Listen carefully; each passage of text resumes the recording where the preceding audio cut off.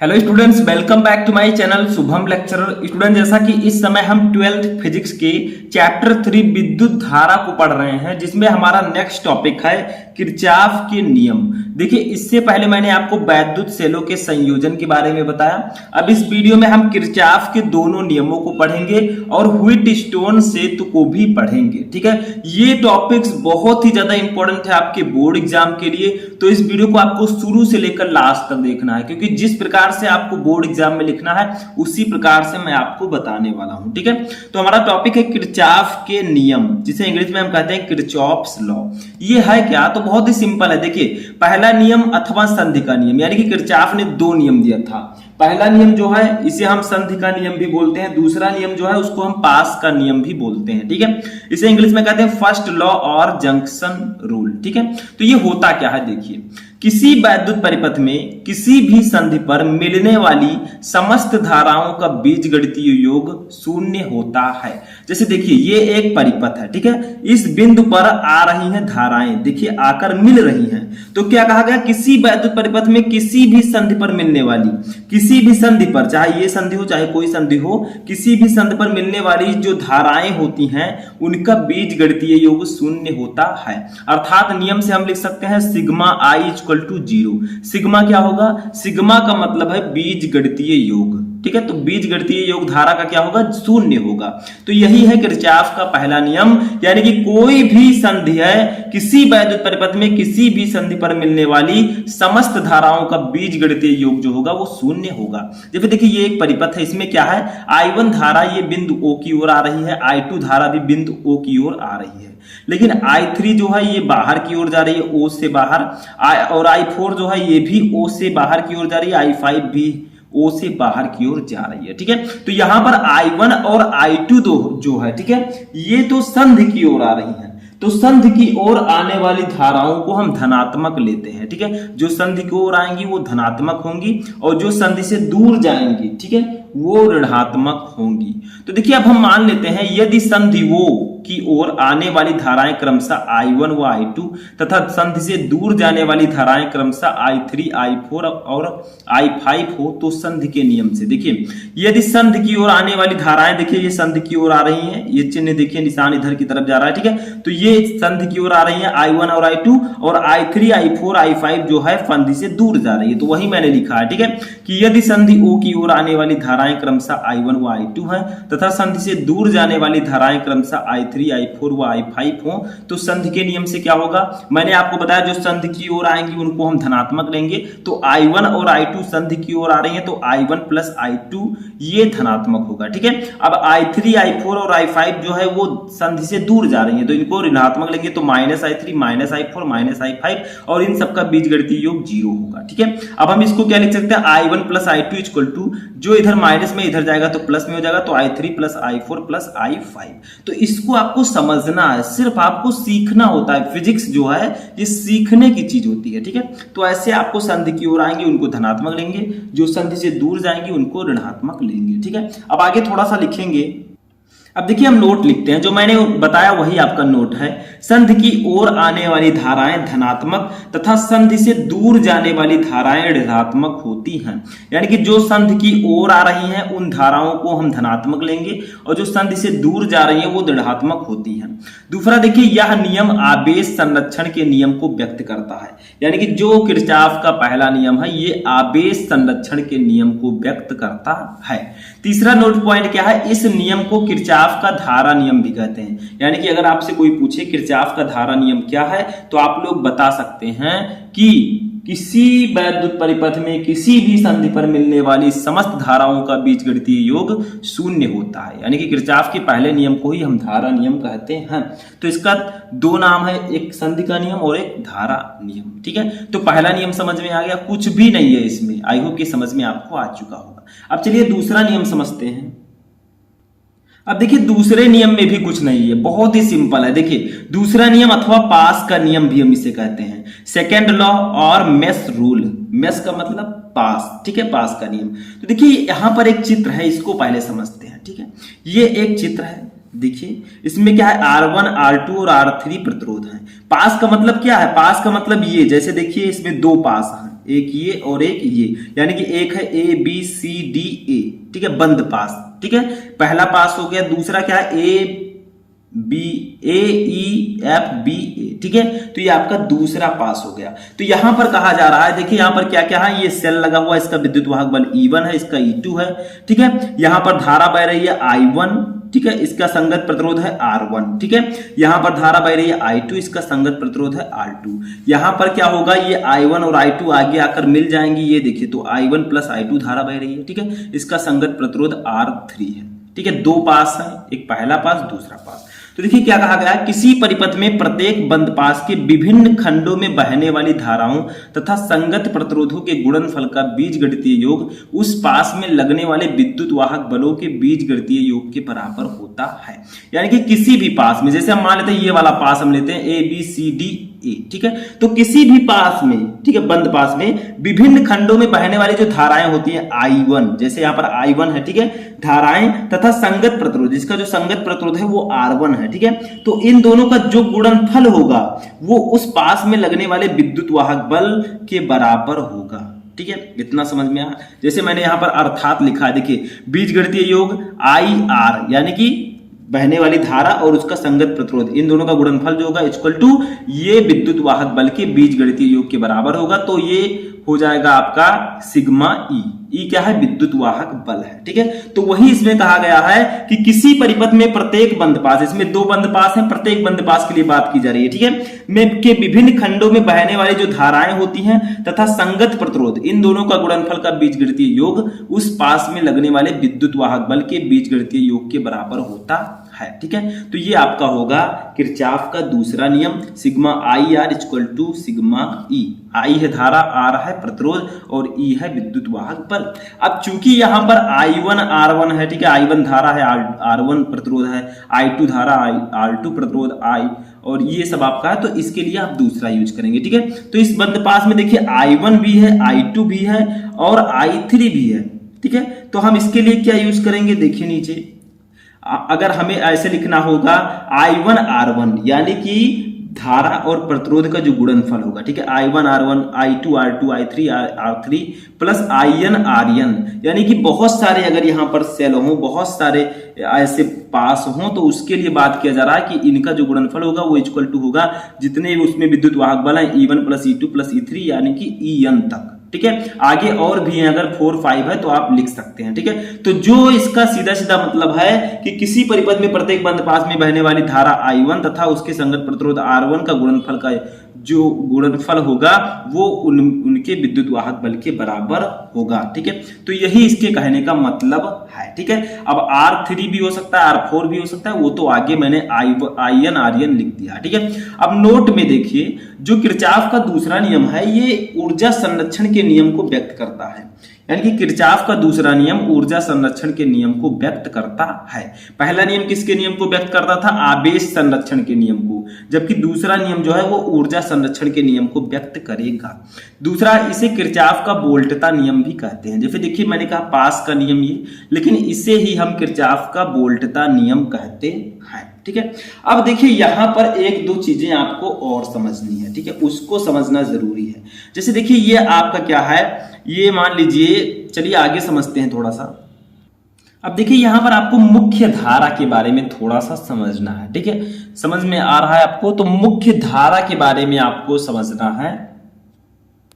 तो देखिए यहां पर जैसे आपका कोई है, ठीक है, ये देखिए एक सेल है, ये एक सेल है, ठीक है, तो यहां पर मान लीजिए प्लस है, ये माइनस है, तो अगर धारा प्लस से होकर जाती है तो ये आपकी मुख्य धारा होगी, ठीक है, मुख्य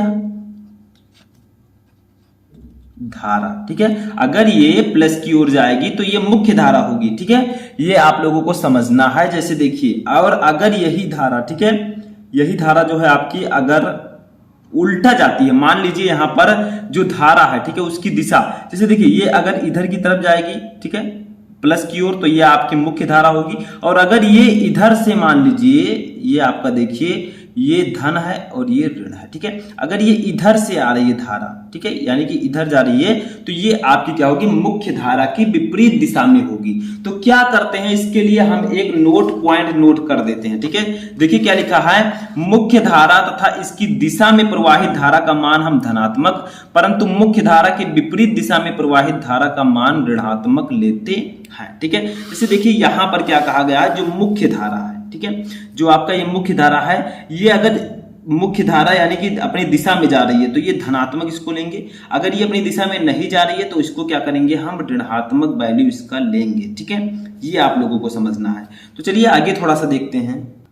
तो यही यहां पर कहा गया है कि मुख्य धारा तथा इसकी दिशा में प्रवाहित धारा का मान हम ऋणात्मक, धनात्मक तथा मुख्य धारा के विपरीत दिशा में जो होगा उसका मान हम ऋणात्मक लेंगे। जैसे देखिए बंद पास A B C D A में लूप के नियम से, देखिए यहां पर जो आपने देखा भी, इसमें दो पास हैं, एक आपका ए बी, बंद पास की बात की जा रही है तो देखिए इधर से इधर जाएगा, इधर से इधर, तब इधर से इधर, तब इधर से इधर, तभी तो ये बॉक्स बंद होगा। तो बंद पास के लिए मतलब ए बी सी डी और फिर से ए लेंगे, ठीक है। क्यों? क्योंकि हमें ये बॉक्स, ये पास बंद करना है, यानी कि बंद पास के लिए बात की जा रही है। तो A B C D A लेंगे, ठीक है। तो बंद पास A B C D A के लिए, ठीक है। तो यहां पर क्या होगा, I1 R1 यानी कि मुख्य धारा और प्रतिरोध का जो गुणनफल होगा, ठीक है, इसको हम धनात्मक लेंगे। देखिए I1 जो है ये इस दिशा में इसकी धारा जा रही है, तो I1 और उसका संगत प्रतिरोध का गुणनफल I1 इंटू R1, ठीक है।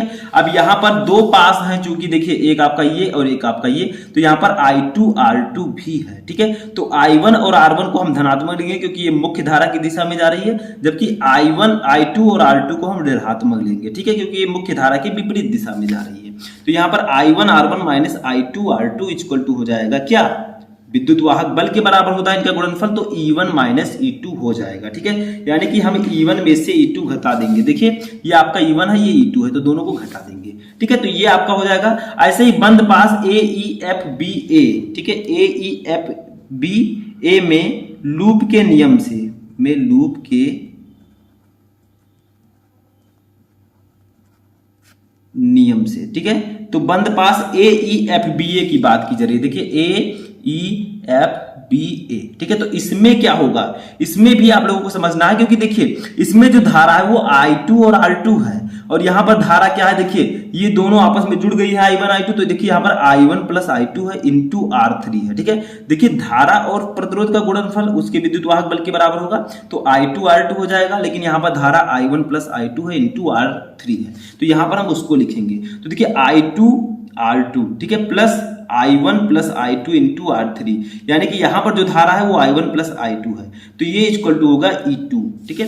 देखिए ये I2 R2 plus I1 I2, देखिए ये इसी धारा में जा रहा है। देखिए ये मुख्य धारा की दिशा में है तो इसको हमने धनात्मक लिया, फिर ये आया, फिर ये भी मुख्य धारा की दिशा में, तो इसको भी हम धनात्मक लेंगे, यहां पर हम ऋणात्मक नहीं लेंगे, ठीक है। तो ये I2 जो है ये अपने संगत प्रतिरोध के गुणनफल, और ये R3 जो है ये I1 प्लस I2 है, ये अपने संगत प्रतिरोध के गुणनफल के, देखिए इसका इक्वल टू होगा E2 यानी कि विद्युत वाहक बल, ठीक है। तो इसको हम लिखेंगे I2 R2 plus I1 plus R2 I1 plus I2 into R3 equal to E2, ठीक है। तो ये आपका हो जाएगा बंद पास ए ई एफ बी ए में लूप के नियम से, ठीक है। तो ये आपका होगा जो किरचॉफ का दूसरा नियम है। ये आपको याद रखना है कि किसी परिपथ में प्रत्येक बंद पास के विभिन्न खंडों में बहने वाली धाराओं तथा संगत प्रतिरोधों के गुणनफल का बीजगणितीय योग उस पास में लगने वाले विद्युत वाहक बल के बीजगणितीय योग के बराबर होता है, ठीक है। और यह ऊर्जा संरक्षण के नियम को व्यक्त करता है, और इस नियम को हम किरचॉफ का वोल्टता नियम भी कहते हैं, ठीक है। समझ में आ गया। चलिए नेक्स्ट टॉपिक देखते हैं। अब आते हैं हम अपने नेक्स्ट टॉपिक पर, जो कि हमारा इस चैप्टर का सबसे महत्वपूर्ण टॉपिक है। क्या है? व्हिटस्टेन सेतु, जिसे हम इंग्लिश में कहते हैं व्हिटस्टोन्स ब्रिज, ठीक है। तो सबसे पहले हम इसको जानते हैं कि इसको खोजा किसने, आखिर इसको लाया क्यों गया। तो देखिए इंग्लैंड के वैज्ञानिक प्रोफेसर व्हिटस्टोन ने प्रतिरोधों की एक विशेष व्यवस्था का आविष्कार किया, जिसके द्वारा किसी चालक का प्रतिरोध ज्ञात किया जा सकता है। यानी कि व्हिटस्टेन सेतु के द्वारा हम किसी भी चालक का प्रतिरोध ज्ञात कर सकते हैं। इस व्यवस्था को व्हिटस्टेन सेतु कहते हैं। व्हीट स्टोन सेतु को अगर मान लीजिए कोई 3 अज्ञात प्रतिरोध हैं और चौथा हमें ज्ञात करना है तो हम व्हीट स्टोन सेतु के द्वारा उसे ज्ञात कर सकते हैं। यानी कि व्हीट स्टोन सेतु के द्वारा हम अज्ञात प्रतिरोध का मान भी निकाल सकते हैं। ठीक है, तो इंग्लैंड के वैज्ञानिक प्रोफेसर व्हीट स्टोन जो थे उन्होंने प्रतिरोधों की एक विशेष व्यवस्था का आविष्कार किया जिसके द्वारा किसी चालक का प्रतिरोध ज्ञात किया जा सकता है। इस व्यवस्था को ही व्हीट स्टोन सेतु कहते हैं। ठीक है, परिपथ व्यवस्था इसका समझते हैं, इसको सर्किट एडजस्टमेंट समझेंगे। ठीक है, तो देखिए यहां पर है क्या क्या उसको आपको समझना है। ठीक है, तो यहां पर देखिए ये आपका एक परिपथ है। चित्र के अनुसार आपका जो 4 प्रतिरोध है PQRS, यहां पर 4 प्रतिरोध लगे हुए हैं। ठीक है, जो कि देखिए 4 प्रतिरोध तार जैसे AB, ठीक है, AB, BC, CD, ठीक है, एंड AD। ठीक है, इन चारों को एक समांतर चतुर्भुज में, देखिए एक समांतर चतुर्भुज के भुजाओं के रूप में व्यवस्थित किया गया है जिनके प्रतिरोध क्रमशः जो है PQR और S है। इसमें से क्या है PQR जो है ये ज्ञात है और S जो है अज्ञात है, इसको हमें निकालना है। ठीक है, यानी कि इसके द्वारा हम किन्हीं 3 प्रतिरोधों, ज्ञात प्रतिरोधों के द्वारा एक अज्ञात प्रतिरोध को भी निकाल सकते हैं। तो व्हीट स्टोन सेतु में क्या है, 4 तार हैं AB, BC, DC and AD। ठीक है, इन दोनों को, इन चारों को एक समांतर चतुर्भुज की भुजाओं के रूप में व्यवस्थित किया गया है जिनके प्रतिरोध क्रमशः PQRS हैं। अब PQ और R की वैल्यू हमें पता है, हमें ये ज्ञात है।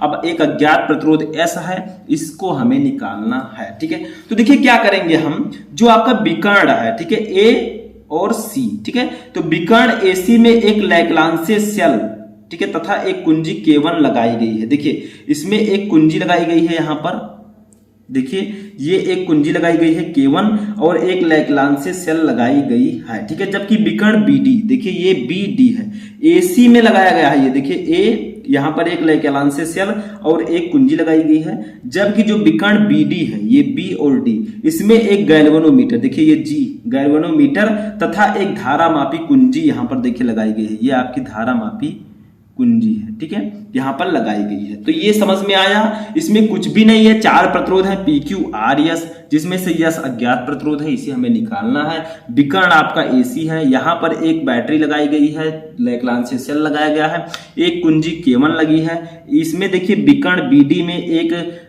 गैल्वेनोमीटर लगाया गया है और एक कुंजी लगाई गई है, यहां पर भी धारामापी कुंजी। ठीक है, तो इतना आप लोगों को समझ में आ गया। अब आगे बढ़ते हैं। ठीक है, पहले इसको समझते हैं, जो कुछ चित्र में समझा वही हमने लिखा है।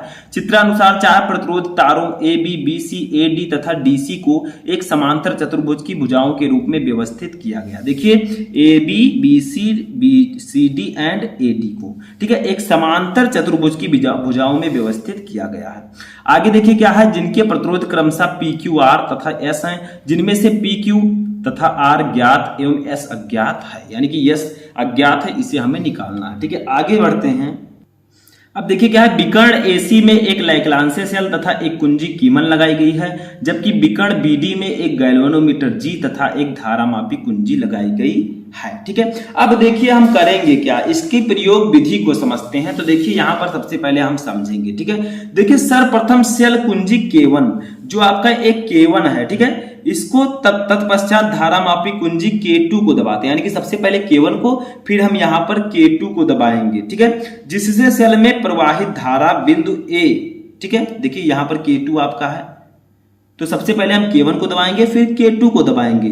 जब इसको हमने दबाया तो जिससे सेल में प्रवाहित धारा बिंदु A पर चित्र की भांति I1 तथा I2 में विभक्त हो जाती है। देखिए जब इसको दबाएंगे तो क्या होगा, जो बिंदु A है, ठीक है, यहां से जो धारा है वो एक I1 और एक I2 दो भागों में विभक्त हो जाएगी। ठीक है, तो देखिए यहां पर आपका I1 और I2 इन दो भागों में जो है धारा विभक्त हो गई है। अब देखिए चारों प्रतिरोधक तारों को इस प्रकार व्यवस्थित किया जाता है, जो चारों प्रतिरोधक तार हैं इनको इस प्रकार व्यवस्थित किया जाता है कि गैल्वेनोमीटर में कोई विक्षेप उत्पन्न ना हो। यानी कि इन चारों तारों को इस प्रकार हम व्यवस्थित करेंगे, इसमें प्रतिरोधों को इस प्रकार लगाएंगे कि जो गैल्वेनोमीटर है इसमें कोई विक्षेप ना हो, तो ऐसी स्थिति को हम कहेंगे अविक्षेप स्थिति। ठीक है, जब इन चारों तारों को ऐसी व्यवस्था में लगाएं ताकि गैल्वेनोमीटर में कोई विक्षेप ना हो, तो इस स्थिति को हम अविक्षेप स्थिति कहते हैं। अविक्षेप स्थिति में विकर्ण बीडी, जो आपका विकर्ण बीडी है, ठीक है, इसमें धारा प्रवाहित नहीं होती, यानी कि जब आप अविक्षेप स्थिति में होंगे तो बीडी में धारा प्रवाहित नहीं होती है, अतः यह सेतु का कार्य करता है। ठीक है, इतना समझ में आ गया। अब चलिए आगे बढ़ते हैं थोड़ा सा। तो देखिए हमने वही चीज यहां पर लिखी है प्रयोग विधि में, यूजिंग मेथड, कि सर्वप्रथम सेल कुंजी K1 पश्चात धारा मापी K2 को दबाते हैं, जिससे सेल में प्रवाहित धारा बिंदु A से चित्र की भांति I1 तथा I2 में विभक्त हो जाती है। चारों प्रतिरोधक तारों को इस प्रकार व्यवस्थित किया जाता है कि गैल्वेनोमीटर में कोई विक्षेप उत्पन्न ना हो। इस अवस्था को अविक्षेप स्थिति कहते हैं। अविक्षेप स्थिति में विकर्ण बीडी में धारा प्रवाहित नहीं होती, अतः सेतु, यह एक सेतु का कार्य करता है। अब चलिए हम एक एक बंद पास को लेते हैं। ठीक है, चलिए आगे बढ़ते हैं और चित्र की भांति हम समझते हैं कि कैसे क्या होगा। ठीक है, तो देखिए चित्र में हम समझते हैं। तो देखिए इसमें दो बंद पास हैं, एक आपका ए बी डी ए, देखिए बंद पास ए बी डी ए, ये आपका एक बंद पास हो गया, और दूसरा बंद पास क्या है, बी सी डी बी। ठीक है, ये आपका दूसरा बंद पास हो गया। अब एक एक बंद पास के लिए हम यहां पर निकालेंगे। ठीक है, तो सबसे पहले हम किसको लेंगे, बंद पास ए बी सी। ठीक है, यहां पर कौन कौन सा बंद पास लेंगे हम, A B D A, sorry A B D A. ठीक है, में लूप के नियम से, में लूप के नियम से। ठीक है, तो ए बी डी ए में लूप के नियम से हम क्या लिखेंगे, देखिए यहां पर जो आई और प्रतिरोध यानी कि धारा, लूप का नियम क्या है, धारा और प्रतिरोध का गुणनफल जो होगा वो उसके विद्युत वाहक बल के बराबर होगा, लेकिन इसमें विद्युत वाहक बल तो दिया ही नहीं है तो जीरो होगा, लेकिन धारा और प्रतिरोध का गुणनफल होगा तो I1 इंटू पी। ठीक है, ये मुख्य धारा की दिशा में है, जबकि I2 इंटू आर। ठीक है, I1 इंटू पी जो आपका है ये मुख्य धारा की दिशा में है, और I2 इंटू आर जो है ये मुख्य धारा की दिशा के विपरीत है। ठीक है, तो I1 इंटू पी को हम लेंगे धनात्मक। समझ में आ गया, क्योंकि ये मुख्य धारा जा रही है इसकी दिशा में है, तो I1 इंटू पी हम लिखेंगे, I1 इंटू पी। अब माइनस लिखेंगे I2 into are, I2 into are, और ये इक्वल टू हो जाएगा 0, क्योंकि जो आपका ये व्हीटस्टेन ब्रिज है इसमें कोई विद्युत वाहक बल नहीं है, इसलिए उसकी वैल्यू हम 0 लेंगे। तो I धारा और उसके संगत प्रतिरोध का गुणनफल जो होगा उसके विद्युत वाहक बल के बराबर होगा, विद्युत वाहक बल 0 है, तो I1 into P into I2 into R. ठीक है, इक्वल टू 0 हमने लिख दिया। अब इसी को हम क्या लिख सकते हैं, I1 पी इक्वल टू लिख सकते हैं हम I2 are, I2 into R. ठीक है, ये लिख दिया हमने, समझ में आ गया। अब एक बंद पास और है, उसको भी समझ लेते हैं, बी सी डी बी। ठीक है, ये बंद पास आपका है, इसमें क्या I1 इंटू क्यू है और I2, देखिए यहां पर मैं I2 लिख देता हूं, देखिए I2 ये लिखा हुआ है। ठीक है, I2 इंटू एस है। ठीक है, तो यहां पर मैं लिख देता हूं इसको बंद पास जो आपका है बी सी डी बी में लूप के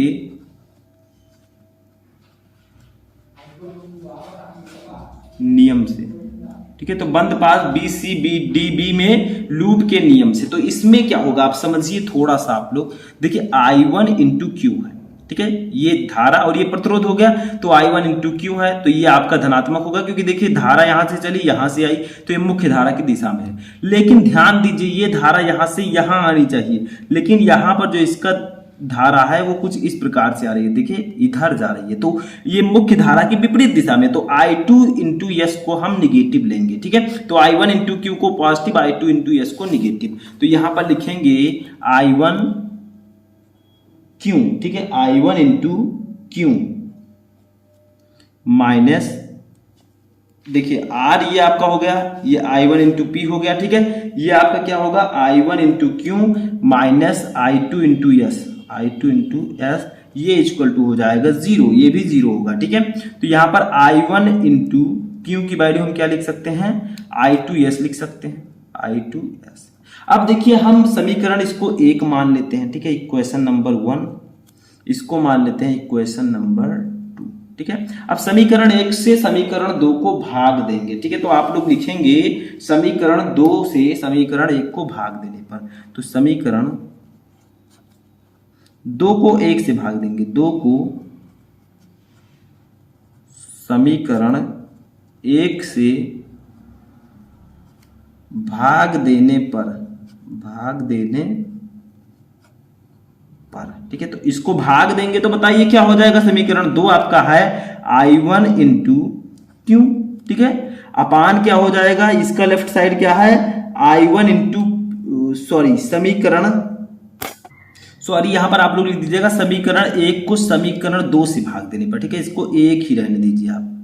ठीक है, समीकरण 1 को समीकरण 2 से भाग देने पर तो ये आपका हो जाएगा, मैं फिर से लिख देता हूं, I1 इंटू पी अपान I1 इंटू क्यू। ठीक है, इक्वल टू आपका क्या हो जाएगा, यहां पर राइट साइड देखिए I2 into R upon I2 into S हो जाएगा। ठीक है, अब देखिए I1 से I1 कैंसिल हो गया, I2 से I2 कैंसिल हो गया, तो यहां पर बचा क्या, देखिए P upon Q equal to R upon S. ठीक है, तो ये आपका प्रूव हो चुका है। ठीक है, P upon Q equal to R upon S, यही है व्हीटस्टोन सेतु का फॉर्मूला। अब आप लोग कहेंगे इसमें P क्यू आर तो हमें ज्ञात है, यस हमें निकालना, तो इसको कैसे निकालेंगे, तो सिंपल है, यस आप कैसे निकालेंगे, तो यस इक्वल टू आप इसको लिख सकते हैं,